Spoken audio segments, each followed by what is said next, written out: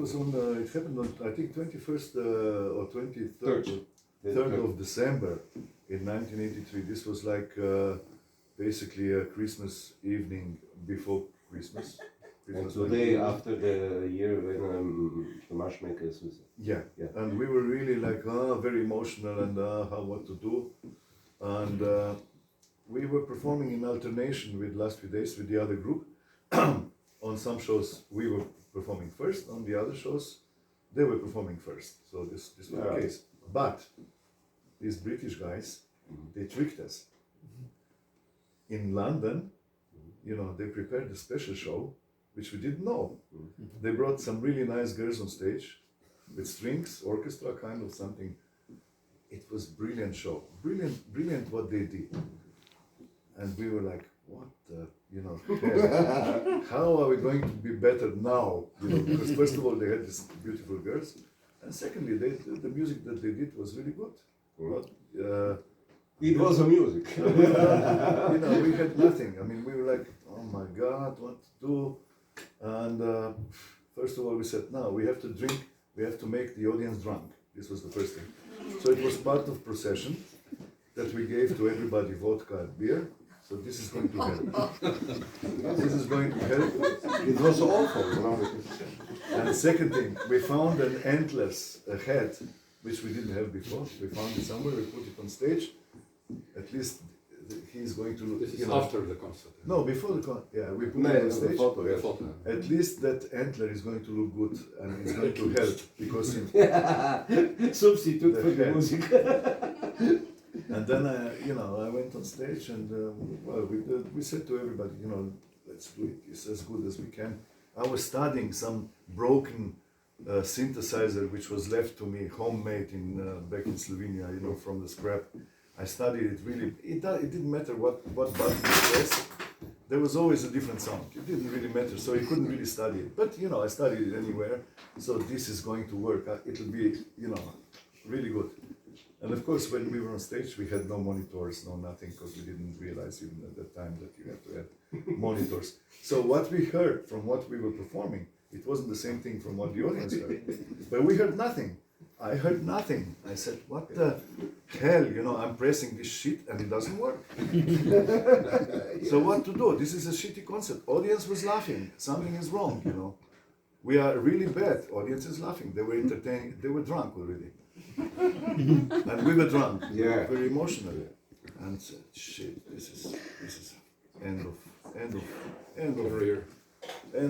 Laibach. We blew it. Moment. Yeah, that's the moment. That's the moment What when I'm doing. That's the other. And I started to break the bloody the synthesizer. And because it was all roughly made, the blood was getting everywhere. And you know, I was waving to Theo and to Igor, who were behind the mixing desk. Yes. What's happening during the show? Put the music up, you know, I can't hear anything. Anyway, I destroyed the instrument. And then I didn't know what else to do. And I said, there's a head of the antler. Now I'm going to do some Hamletian dance, to be or not to be, which I did. And then I throw it in the audience. What else? And then I They fall on destroyed. the ground, you know, the audience. Yeah. And then I destroyed the rest of some table, something, because Bottles of beer. what else could I destroy? And then in the end, and I throw everything in the audience. In the end, I jumped in the audience and started to fight with the audience. This was all in effect, big effect. And so it's over. It was catharsis. Catharsis, yeah. It was catharsis. Yeah, definitely. It was catharsis. It was not in the book. But it's in the book. And then I left to the backstage. I said, okay, whatever, this is the end. I should look for a different career because this is end of Laibach and Moment of depression. yeah. And even if it's just goodbye. Yeah. How are we going to get? Do we have any money to get back to Slovenia where we belong from this London and from all the shit and so on? I was really depressed. And we were all depressed. Everybody was quite sure that this is like, and audience had a good time. They were laughing, they clapped, okay. they had a good time. But we didn't know, are they laughing at us? Or are they laughing because they're in a good mood? And 2 days later, we were still in London and we got a call. We got a call from an important independent label, Cherry Red Records. And they said, this concert was so fantastic. This concert was way better than Sex Pistols ever. What's that? We want to sign the contract with you. Which they did. They signed the contract.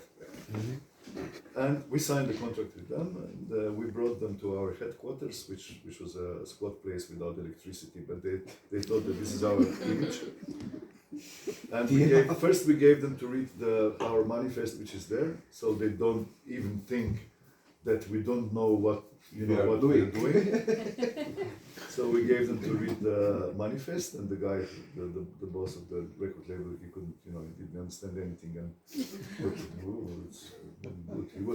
he was a bit scared of us anyway.